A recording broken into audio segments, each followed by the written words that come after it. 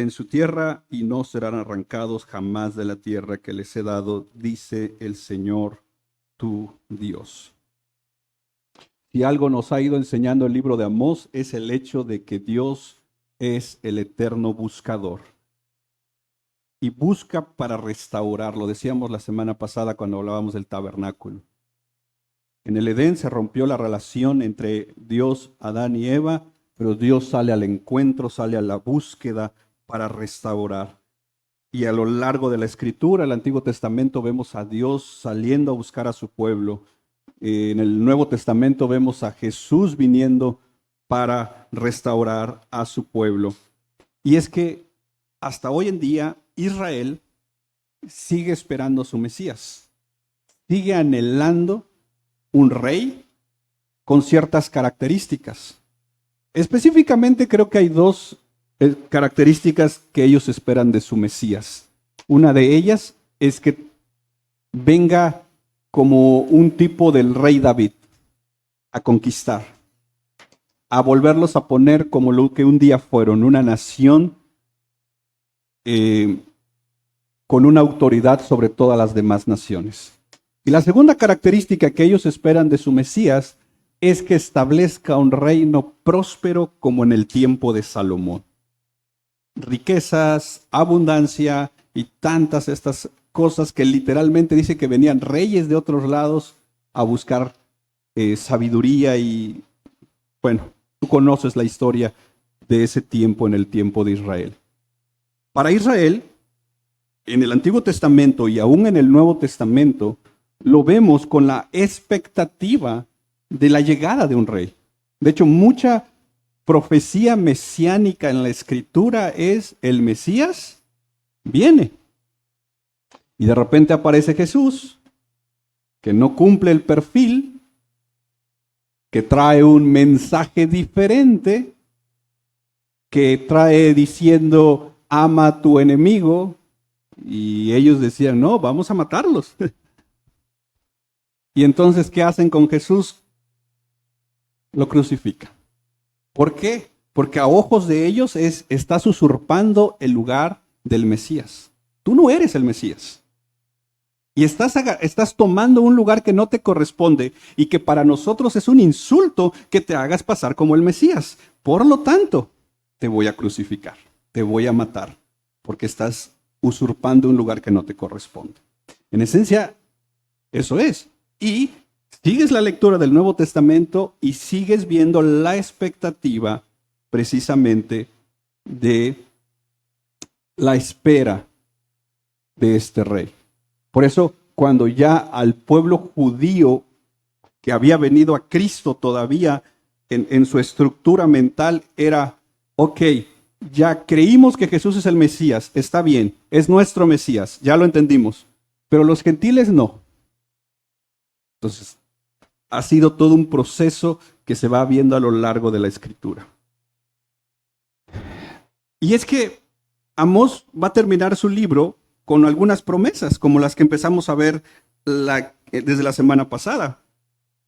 Es más, algunas Biblias traen un subtítulo ahí que a partir del verso 11 que dice restauración del pueblo de Dios. Y ya vimos que va a haber una restauración del trono, va a haber una restauración de un rey, y junto con esas restauraciones, o como decíamos, con estas reformas, todo lo demás se va a ir acomodando. Y una de las cosas que se va a acomodar es el tema de la prosperidad. Y es que algo que el pueblo de Israel anhela, y lo vemos, es prosperidad. Y aquí quiero ser claro en esto. ¿Será que anhelar prosperidad es pecado? No. ¿Verdad? ¿Cuándo surge el pecado entonces? El pecado empieza a surgir cuando no entendemos lo que es prosperidad. Y le damos una interpretación suponiendo que cuando se habla de prosperidad solamente se habla de un tema económico. Y entonces la lógica es, si tengo dinero soy próspero. Y En la naturaleza del ser humano hay un anhelo por querer estar bien.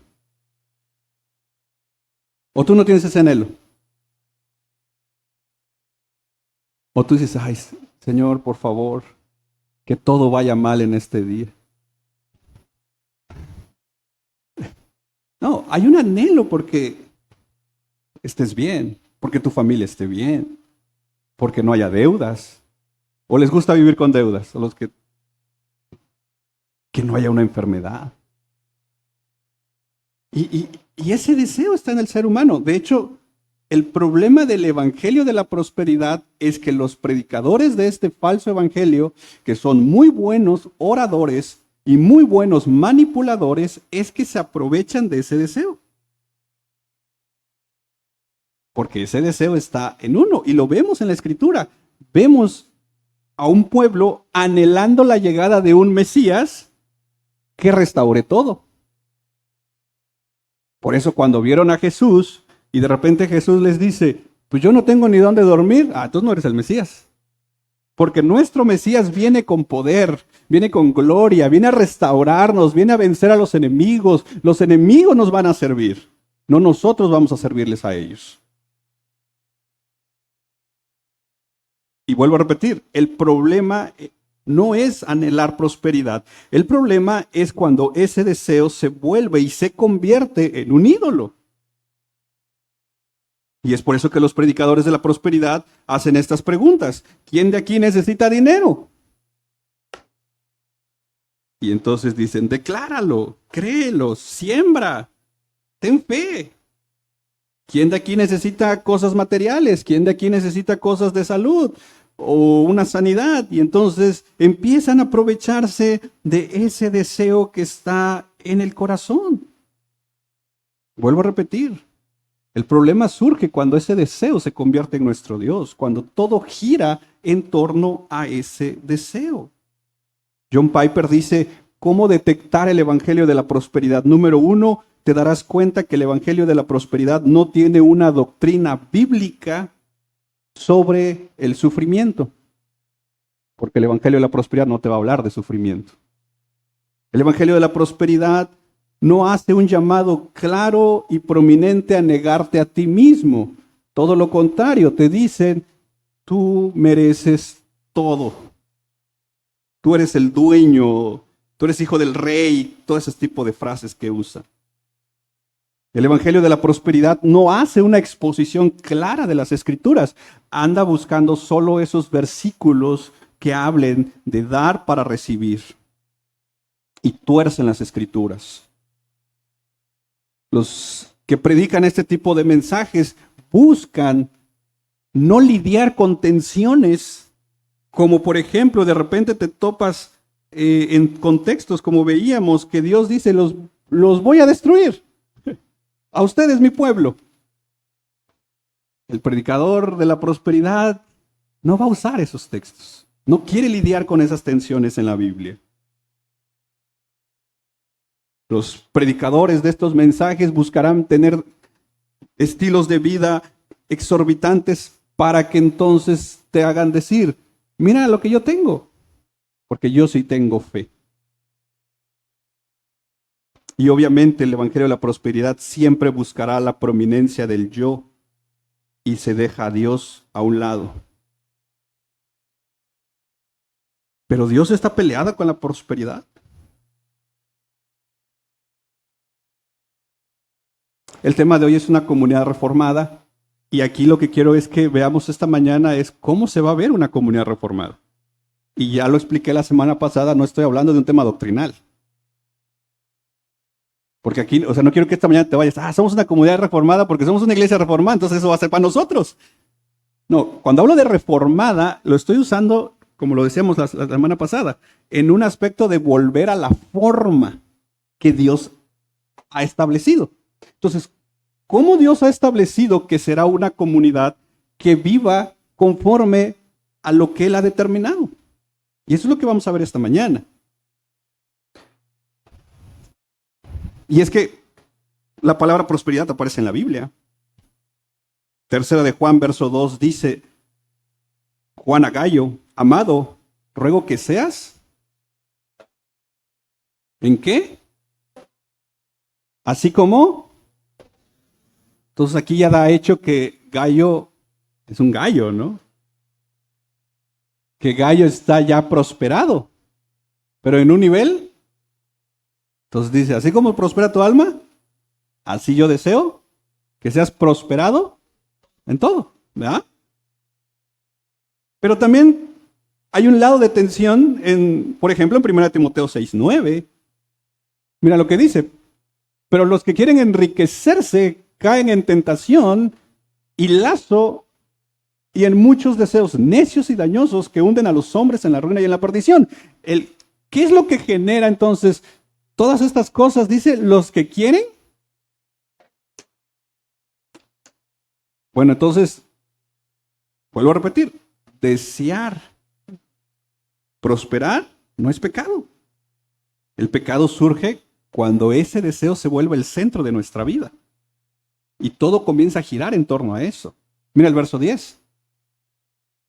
Porque la raíz de todos los males, ¿cuál es? Por el cual, codiciando algunos, ¿qué hicieron? Se extraviaron de la fe. Y se torturaron con muchos dolores. Verso 11. Pero tú, oh hombre de Dios, huye de estas cosas y sigue la justicia, la piedad, la fe, el amor, la perseverancia y la amabilidad. Entonces Pablo no está diciendo que la raíz de todos los males sea el dinero.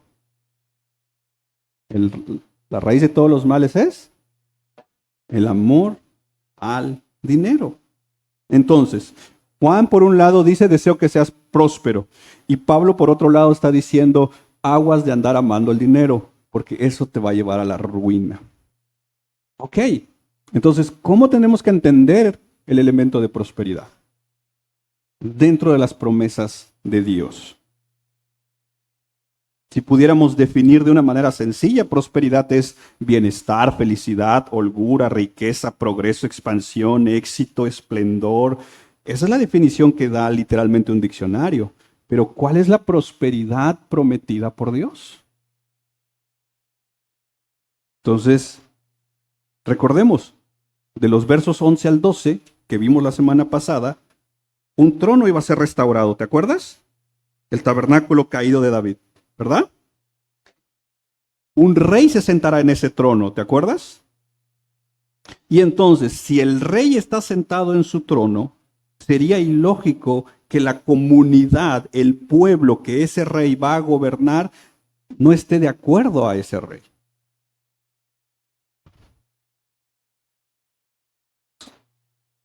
Porque si estuviera esto tan contrario, sería como de repente esos países donde el país está sufriendo y muriendo de hambre, mientras que los gobernantes, supermillonarios. Y esto no puede pasar aquí. Si el trono de Dios está restaurado bajo la primicia de la profecía de Amós, el rey está ahí, ¿qué va a pasar con el pueblo de Dios? ¿Cómo le va a ir al pueblo de Dios? ¿Será que nos va a ir bien? ¿Pero qué es irnos bien? ¿Te está yendo bien? Es que van a decir amén. Y es ahí donde, vuelvo a repetir, los predicadores se aprovechan para sacarle dinero a la gente. Porque entonces empiezan con temas de, sigamos, si el rey está establecido en su trono, ¿qué va a pasar con el pueblo de ese rey? ¿Cómo le va a ir a ese pueblo? Y decimos, le va a ir súper bien. Ok, pues veamos cómo le va a ir al pueblo de Dios cuando el rey se establezca en su reino. Entonces, empecemos con el verso 13. Vienen días, declara el Señor, cuando el arador alcanzará al segador, y el que pisa la uva al que siembra la semilla, cuando destilarán vino dulce en los montes y todas las colinas se derretirán. ¿Cómo le va a ir al pueblo de Dios cuando el rey se establezca? Así le va a ir.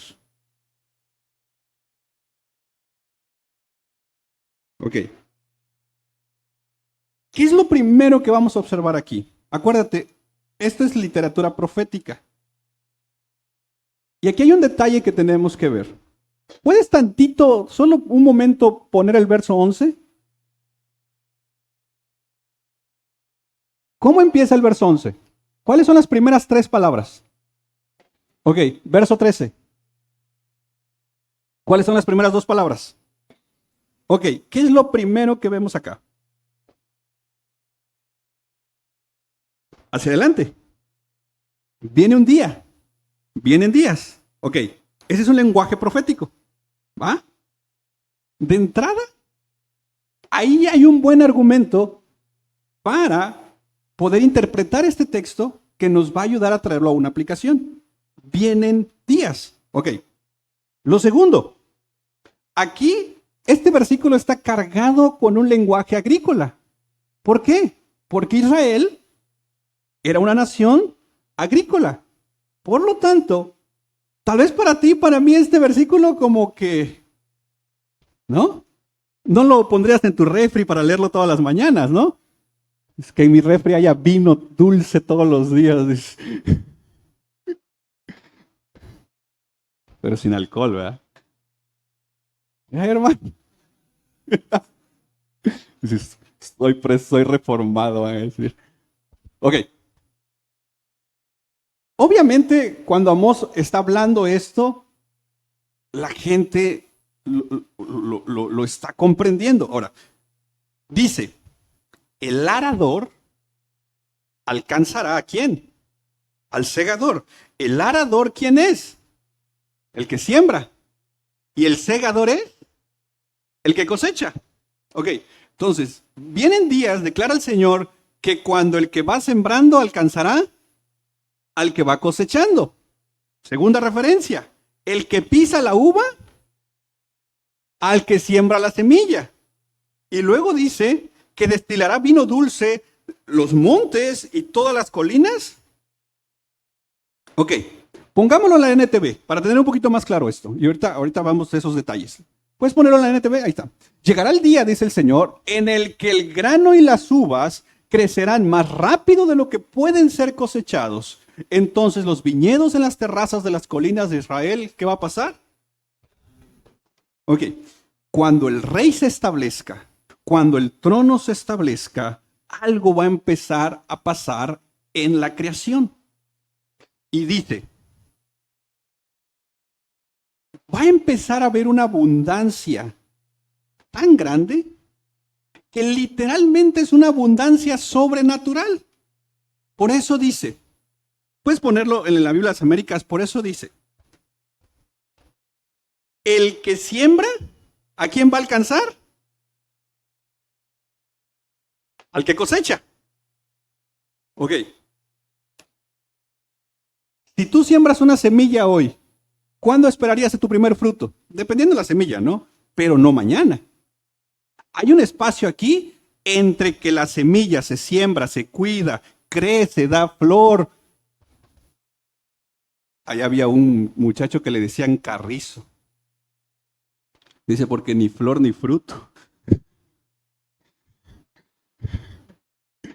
Da flor, da fruto. Y luego se cosecha. No seamos cristianos carrizos. Ok, ¿va? Entre sembrar una semilla y cosechar un primer fruto hay un. Ok, dice Dios, cuando el rey esté establecido en su trono, ese tiempo, ¿qué va a pasar? Al grado que literalmente aquí se siembra y aquí se está cosechando. ¿Dónde la viste esa?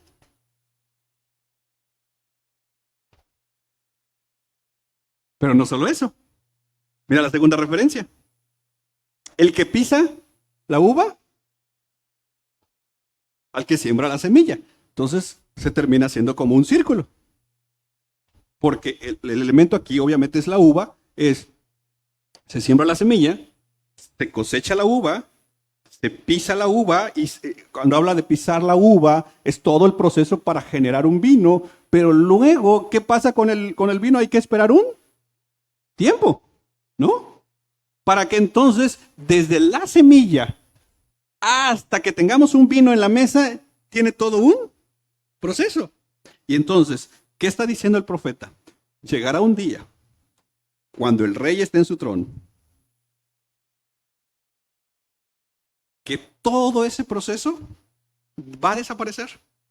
Y literalmente es como decir, aquí se está sembrando la semilla y va a empezar a destilar vino dulce.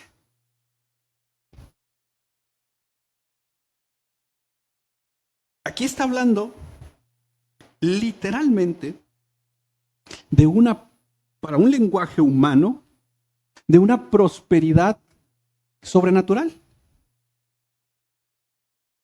Entonces es como literalmente así, es sembrar aquí y estar cosechando, y no poquito, dice, destilarán vino dulce, ¿qué?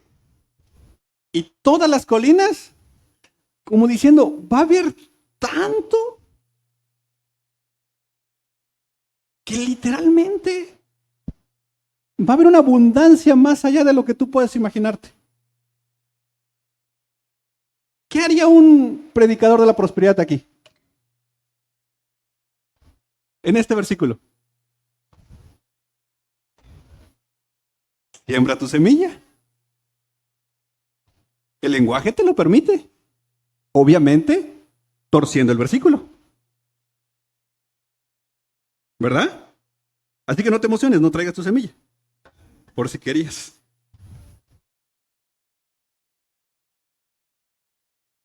¿Qué es, ¿Qué es lo primero que tiene que pasar para que esto suceda? Porque, vuelvo a repetir, ¿no te gustaría que ahorita de repente en tu cuenta de banco apareciera, ¿no? Dices, no, porque el SAT me va a perseguir. Mejor que aparezca en efectivo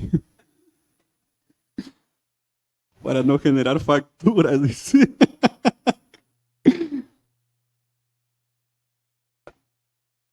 Cuidado cuando te quieran manejar este tipo de versículos para sacarte dinero. Cuidado. Porque, número uno, para que esto pase, tiene que pasar algunas cosas. Y ya dijimos, el trono será restaurado, el rey se sentará en el trono y entonces comenzarán a pasar estas cosas. Además, dice el texto, que vienen días.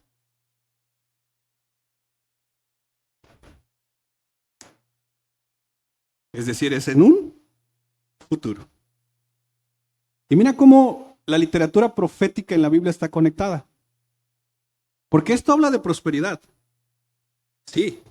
Y una prosperidad que va más allá de lo que podamos imaginar.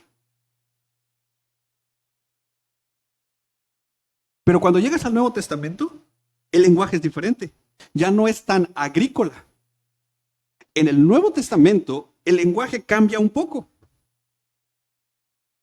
Y por ejemplo, lo que se le promete a la iglesia en el Nuevo Testamento es que cuando el rey se establezca en su trono por toda la eternidad, la iglesia, la comunidad de Dios, el pueblo de Dios va a ser prosperado. Pero una prosperidad que va más allá de nuestro entendimiento al grado de que dice la escritura que vamos a vivir en un lugar donde la calle es de oro.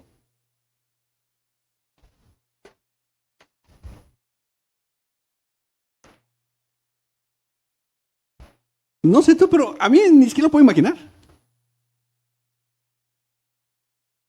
Literalmente la Nueva Jerusalén es un fraccionamiento.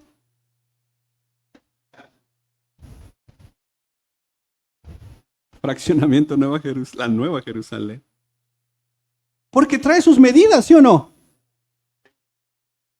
Y yo de repente, te ha pasado, no sé, que pasas por estos fraccionamientos, está la seguridad. Ahí, quien no esté en el libro, ni brincando barda. Dos, todos los que estamos en Cristo, ya tenemos nuestra casita ahí. ¿No te alegra? Yo quería aquí, dice. Ahí por Club Campestre. Aunque sea. Dice. Y este lugar va a ser tan próspero que lo que para de este lado de la eternidad tiene más valor, que en este caso es el oro, porque las naciones miden sus riquezas por cuánto oro tienen, es el valor por el cual se miden las riquezas. En la eternidad, el oro va a ser el material de las calles.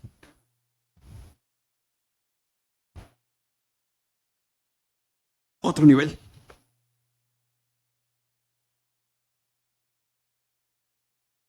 Por eso Amós está dando esta profecía. Lo que les está diciendo es, cuando el rey sea establecido en su trono, cuando el reino se establezca, la prosperidad que va a traer este reino va más allá de lo que tú te puedas imaginar. Va a trascender, o sea, ¿cómo? Para ellos en su momento era ¿cómo? Siembro la semilla acá y luego voy a tener vino y bastante vino. Ahora para nosotros es ¿cómo? ¿Voy a vivir en un lugar tan hermoso donde la calle va a ser de oro? ¿Cómo? No da mi mente para cuadrar eso. Y es aquí donde el lenguaje profético literalmente tiene que ser aplicado por lo que es lenguaje profético. Porque la mayor riqueza de la Nueva Jerusalén no será en los materiales de su construcción. La mayor riqueza de la Nueva Jerusalén es el hecho que ahí estará el Rey de Reyes y Señor de Señores. Esa es la mayor riqueza. Y por cuanto esa es la mayor riqueza, todo lo demás simple y sencillamente pierde su valor. Es por eso que si en algún momento de estas congregaciones de la prosperidad te llegara a preguntar, bueno, pero ¿a poco no quieres ser prosperado? Tú le puedes responder, claro. ¿Y qué crees? Un día esa prosperidad será una realidad. Porque estaré en un lugar que no hay ninguno como es aquí en la tierra. Súper exclusivo. O tal vez alguien te diga, pero Dios quiere que seas próspero. Y tú le puedes responder, claro que sí. Tanto desea Dios que yo sea prosperado que dio a su único hijo para morir por nuestros pecados. Que vivió una vida sin pecado, que fue a la cruz para morir por mí y hoy tengo entrada a los cielos, tengo una morada celestial, tengo un lugar a su mesa, mi nombre está en el libro de la vida. ¿Cómo no voy a pensar que mi Dios no quiera lo mejor para mí? Si ya me dio lo mejor que fue a su hijo. El problema es que cuando como cristianos, al igual que Asaf, empezamos a medir la prosperidad de la misma manera que el mundo lo hace. Y entonces hay congregaciones, hay pastores, hay cristianos que miden la prosperidad, por ejemplo, el lugar donde se reúnen, las marcas de los equipos que usan, los tipos de silla. Y por favor no me malinterpretes, esas cosas en sí no son pecado. El problema es suponer que eso es igual a ser prosperado por Dios. O que todo el elemento gire en torno a esas cosas. No, ¿sabes cuál es la real prosperidad que la Biblia determina para una persona? La real prosperidad siempre va a ser que estemos en paz para con Dios. El mismo Jesús lo dijo, ¿de qué sirve que te ganes todas las riquezas de este mundo y pierdas tu alma? No tiene ningún sentido buscar ser próspero según el mundo cuando la mayor prosperidad es el hecho que tu nombre está escrito en el libro de la vida. Por eso hay un corito que cantábamos antes, cuando allá se pase lista, a mi nombre yo feliz responderé. Esa es la verdadera prosperidad.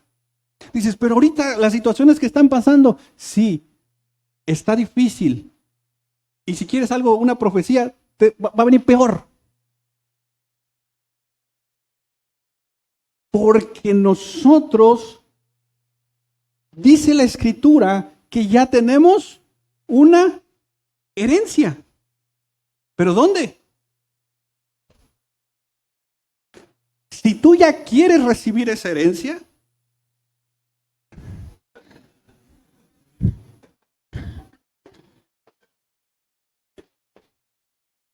te invito a que te vayas de misionero a Burkina Faso, por ejemplo, que están matando a cristianos. Y en el momento que por la causa de Cristo te maten, ¿cuántos quieren su herencia? Todavía no.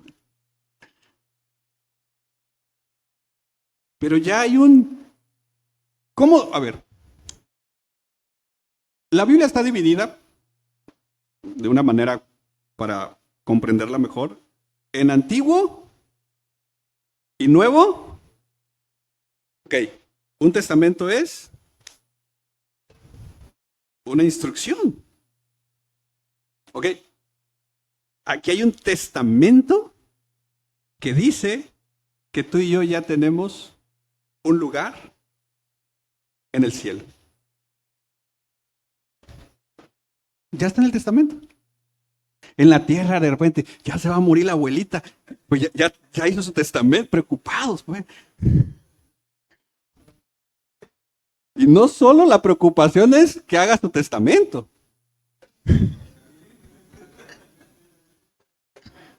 ¿A quién se lo va a dejar?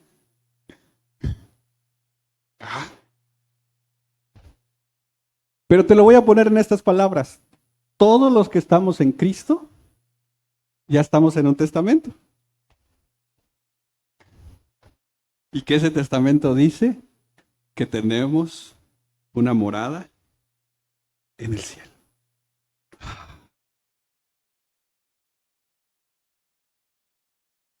Ahora, una cosa entonces es tener esta esperanza. Pero otra cosa que el rey va a restaurar es el poder disfrutar esto. Porque es triste y por causa del pecado es que de este lado de la eternidad muchas veces nos cuesta disfrutar algo. Siempre hay elementos de culpa, siempre hay elementos de preocupación. Pero Dios va a restaurar también el elemento del gozo, del bienestar. Mira el verso 14, y ese es mi segundo encabezado. Dice el verso 14, restauraré, ¿qué cosa? Y ellos reedificarán las ciudades, habitarán en ellas, plantarán viñas, beberán su vino, cultivarán huertos y comerán sus frutos. Entonces, quiero que no pierdas el hilo de pensamiento. Si el trono está restaurado, si el rey está reinando, si ya la creación está funcionando como debe de funcionar, entonces, ahora, ¿qué va a restaurar Dios? El bienestar, es decir, que su pueblo esté bien. Entonces, cuando el Señor restaure el bienestar de su pueblo, ¿qué va a hacer el pueblo? Reedificar ciudades, habitarlas, plantar viñas, beber del fruto de la viña, cultivar huertos y comer los frutos. Nuevamente, aquí no pierdas el hilo también. La primera palabra de este versículo es bien importante. Porque, ¿qué dice? ¿Quién lo va a hacer? Dios. Cuando Dios restaure eso, nosotros entonces responderemos con algo. No podemos andar diciendo, vamos a hacer esto, vamos a hacer aquello, vamos a conseguir lo otro, vamos a, no sé, sin Dios actuando primero. Restauraré. Ahora, esto va a conectar, nuevamente en teología bíblica, va a conectar hacia Génesis y hacia Apocalipsis. Conectemos tantito este versículo hacia Génesis. Génesis capítulo 1, verso 28 y 30.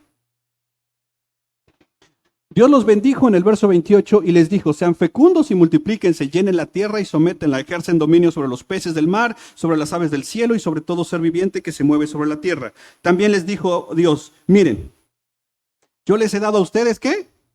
Toda planta que da semilla que hay en la superficie de toda la tierra y todo árbol que tiene fruto que da semilla, esto les servirá de alimento, y a todo animal de la tierra, toda ave de los cielos y a todo lo que mueve sobre la tierra y que tiene vida, les he dado toda planta verde para alimento, y así fue. Es decir, Dios puso a Adán y a Eva literalmente en un jardín, en un Edén, donde Dios les dice, esto va a producir muchas cosas y esto es para ti. Esto es tuyo. Pero Adán y Eva dijeron, yo quiero eso.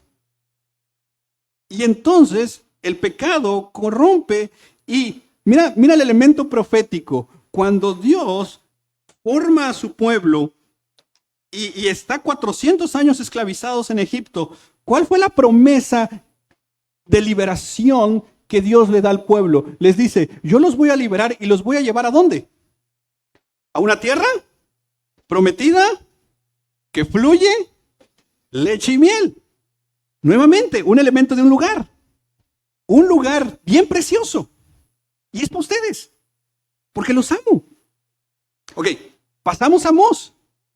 Y en Amós les dice, yo voy a traer voy a restaurar un bienestar, van a reedificar una ciudad, van a habitar en ella, van a plantar viñas, van a beber su vino, van a cultivar huertos y van a comer sus frutos. Y cuando llegamos a Apocalipsis, nos damos cuenta que hay una ciudad. Es más, Jesús dijo, yo voy a ir a preparar lugar.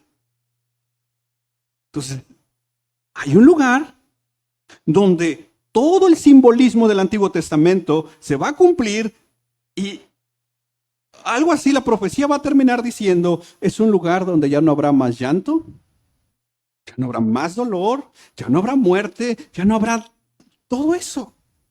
Es un lugar bien precioso. Y Dios va a restaurar el bienestar para que nosotros literalmente entremos a ese lugar, a disfrutar ese lugar. ¿Y por qué esto es bien importante? Porque humanamente hablando, por muy hermoso que sea un lugar, te terminas aburriendo de ese lugar. Dices, ya no, yo no. Tarde o temprano. Estaba yo con un pastor en el último viaje, uno de los últimos viajes que hice ahí en Cancún, y yo le decía, hermano, le dije, qué chido de ser vivir en Cancún. Digo, después del culto a nadar, dice. No, dice, no sé, tiene años que no vengo a la playa. Dice, es que lo tienes ahí. Es como que, si entráramos así nosotros a la Nueva Jerusalén, entramos. ¿Cuánto tiempo? Para que ya empiecen los primeros. Señor, yo quería esquina, Señor.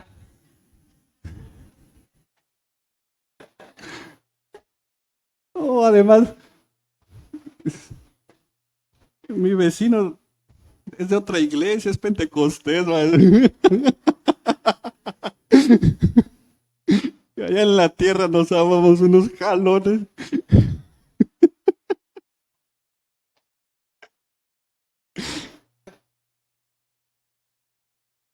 Por eso El restaurar tiene que ver con transformar.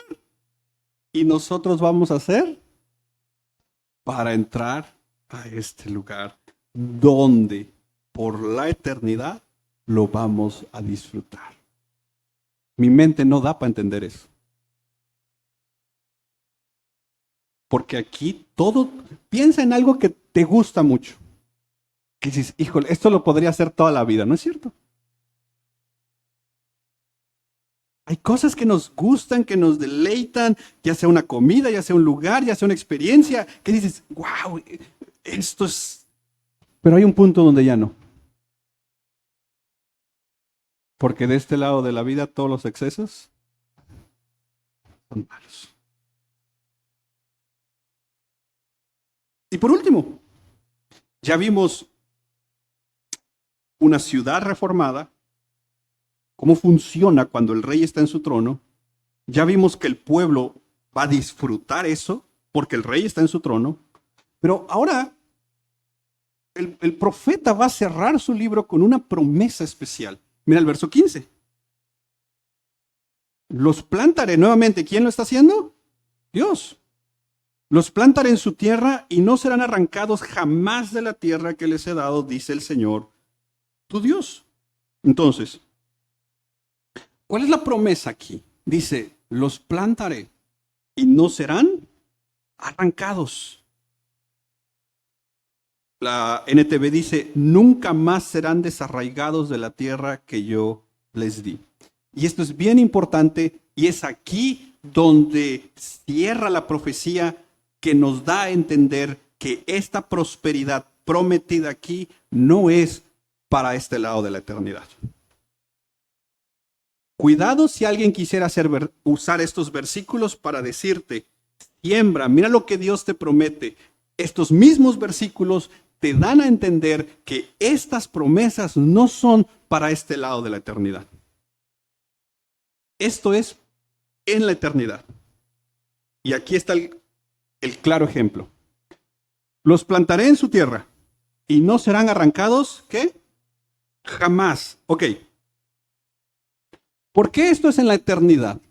Porque el círculo constante del pueblo de Israel era Dios poniéndolos en un lugar, obrando para su gloria y para el beneficio del pueblo. ¿Y el pueblo qué? El patrón de jueces. ¿Están bien? ¿Se echan a perder? Dios levanta un juez, los libera. ¿Están bien? ¿Se echan a perder? Dios libera un juez, los libera. ¿Están bien? ¿A qué te suena eso?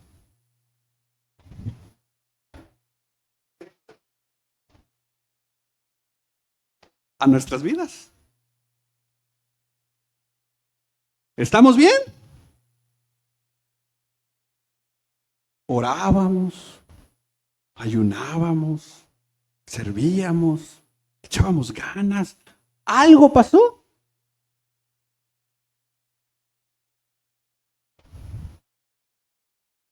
Dios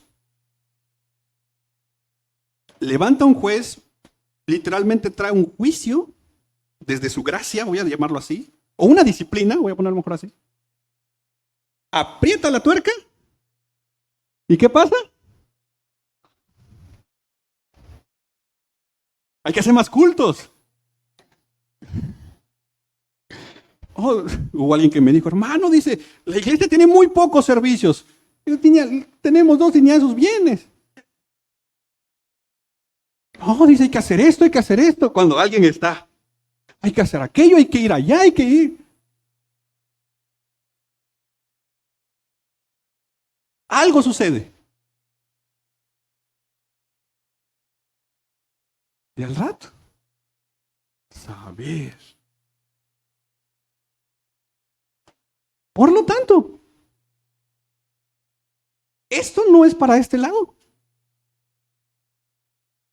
Porque es más, Israel es sacado de Egipto, es puesto en la tierra prometida. Pero en la tierra prometida se olvidaron de Dios. del que le había dado la tierra prometida. ¿Qué hace Dios? Los saca de ahí y se los lleva a Babilonia. ¿Cuántos años? Acaban de leer Jeremías.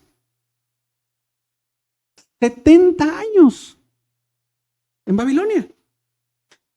Y de hecho ahí va a aparecer al final de los 70, obviamente ahí va a estar Daniel, va a estar Ezequiel, pero al final de los 70 va a aparecer profetas como Ageo, Esdras, Nehemías, Malaquías, cuando ya hay un elemento de, ok, ya pasaron los 70 años, vámonos de regreso. Nuevamente, construcción del templo, ¿te acuerdas? Nuevamente empieza a crecer, construcción de las murallas, ¿te acuerdas? Ok, la ciudad empieza a crecer. ¿Y qué pasa después? Se echan a perder. Por eso, en ese contexto que se echaron a perder, es cuando Malaquías les dice, ustedes me han robado. No para que el oyente actual traiga paga. No, es por un contexto de ese momento. Y de ahí hay una disciplina. Aproximadamente, ¿cuántos? 400 años de silencio. Aparece Juan el Bautista. ¡Ey! El tiempo ha llegado. El reino de Dios se ha acercado. Ahí viene. Aparece Jesús. Lo crucifican. Y estamos ahorita en un tiempo donde el pueblo de Dios sigue camino a la tierra prometida. Pero esa tierra prometida no está aquí. Porque si nos las dan mañana,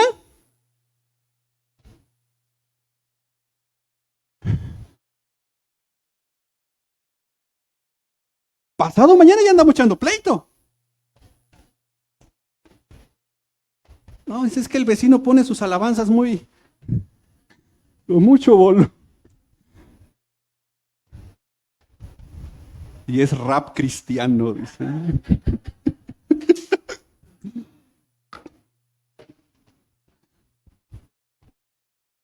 ¿Dónde es esto? ¿Dónde nos va a plantar?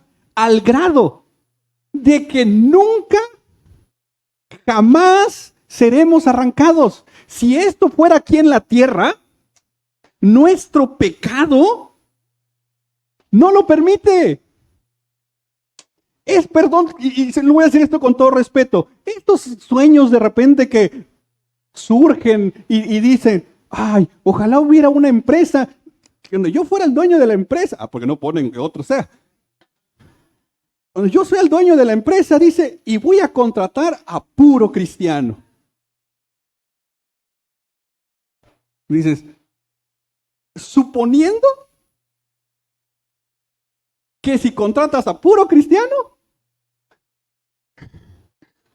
todo te va a ir bien. Como decía ya un contratista, que su contador pues le había metido en problemas con el SAT, le dice el otro, tú ocupas un contador cristiano. Dice, sí, cristiano el que corrí.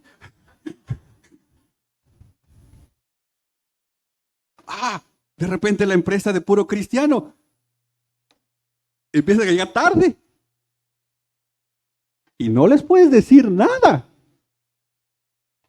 Porque entonces te dicen, no hay amor. No se les puede decir nada. Dices, no, hagamos un fraccionamiento, puro cristiano que viva ahí. El Edén, luego ponemos estos nombres, ¿no?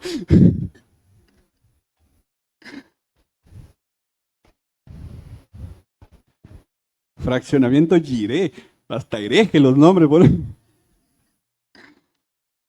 Suponiendo que si puro cristiano vive ahí, todo bien. No nos compremos esas ideas. No nos compremos esos sueños. Es hasta que el rey se sienta en su trono y ese trono se ha restaurado, la ciudad será establecida, es hasta ese momento donde el pueblo de Dios será, ahí dice, será plantado. Y ahora sí, la promesa es, no serán arrancados jamás. De la tierra, y para sellar, dice, que les he dado. Ustedes no se la ganaron. Ustedes ni la compraron, ni invirtieron ni un peso. Se las estoy dando. Porque esta profecía es para la nueva Jerusalén. Es para la eternidad. Un trono restaurado, un rey reinando, una creación funcionando perfectamente, un gozo restaurado y un pueblo de Dios viviendo ahí por toda la eternidad. Amós es un libro lleno de advertencias, pero a su vez Amós termina con una palabra de esperanza. Y es una palabra que nos anima a cada uno de nosotros a que vamos camino a casa. Y quiero concluir esta serie recordando esto precisamente. Iglesia, ánimo, no hemos llegado a casa. Quizás vamos a pasar días de este lado de la eternidad con situaciones complicadas, donde no va a haber recursos, quizás la salud va a menguar, problemas de diferentes índoles, injusticias, escuchando mensajes a veces que te dicen, pídele a Dios prosperidad, dile a Dios, declara y haz esto y haz aquello, pero no hemos llegado a casa. Si hoy estás pasando una enfermedad, creemos que Dios es poderoso para sanarte, pero posiblemente te vuelvas a enfermar. Porque es de este lado de la eternidad. ¿Y qué ha usado Dios en su soberanía como instrumento para pasarnos a la eternidad? La muerte. Por eso, la muerte en el cristiano tiene otra perspectiva. Y lo hemos dicho anteriormente. A veces dice, perdió la batalla con... Oh, el cristiano no pierde esa batalla, porque la muerte, dice Pablo, es ganancia. Ánimo, iglesia, no hemos llegado a casa. Sí, pasaremos momentos al igual que Asaf, donde volteamos a ver al inconverso siendo próspero y nos frustramos y cuestionamos.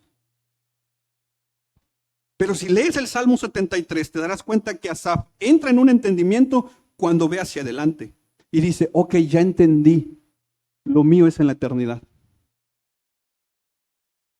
Y es más, cuando llegamos a esa conclusión, miras a las personas prósperas con ojos de misericordia y de compasión. Porque, híjole, qué triste es que tengan tanto dinero, pero van camino al infierno. Ánimo, iglesia, eso debe de movernos a evangelizar. Ánimo, no hemos llegado a casa. Estas perfecciones, esta ciudad perfecta, esta abundancia perfecta, este gozo perfecto, no está de este lado de la eternidad. No te compres la mentira de Satanás que vas a encontrar de este lado de la eternidad una, por ejemplo, congregación perfecta. No. Las congregaciones, la iglesia del Señor es constituida por hombres y mujeres salvados por gracia, pero todavía imperfectos. luchando con tantas cosas. Por lo tanto, como no hemos llegado a casa, hay mucho que trabajar. Por eso la serie que vamos a empezar con Timoteo, mientras llego, ocúpate. Dios trabaja en ti, Dios trabaja en mí, para que nosotros trabajemos en su iglesia. Ánimo, iglesia, no hemos llegado a casa. No te desanimes cuando sientas que no estás avanzando en tu vida espiritual. Pide ayuda o da ayuda a otros. Cristo viene por su iglesia. Ánimo, no hemos llegado a casa. Este tabernáculo es temporal. Un día, ya sea que Él venga primero o nos lleve, entraremos al tabernáculo eterno. Ahí, donde por toda la eternidad nunca seremos arraigados. Oramos. Y toma un tiempo para orar. Vamos a participar de la cena del Señor.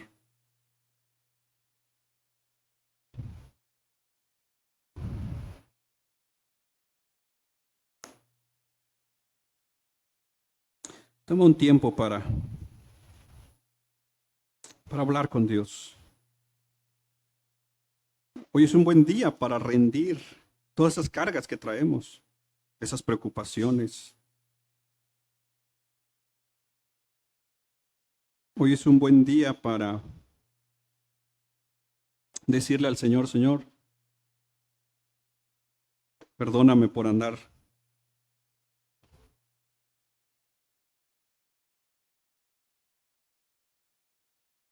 cargando cosas que tú pides que yo te entregue.